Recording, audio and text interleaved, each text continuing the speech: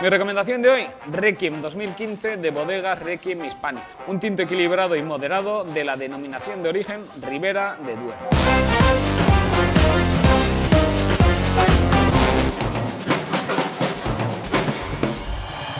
Requiem es un vino elaborado con 100% tempranillo de viñas viejas de más de 70 años y con una crianza de 18 meses en barricas de roble francés 100%. De color púrpura intenso y profundo, nariz elegante y delicada donde predomina la fruta negra, toques sutiles de violeta y matices torrefactos. En su paso por boca se muestra amplio, sedoso y con un perfecto equilibrio. Aquí se acentúa la percepción aromática ya vista en la nariz con una gama de sensaciones más amplia si cabe. La temperatura de servicio es de 16 grados y marida a la perfección con albóndigas de ternera, costillas adobadas, morcilla con piñones y carne estofada con champiñones.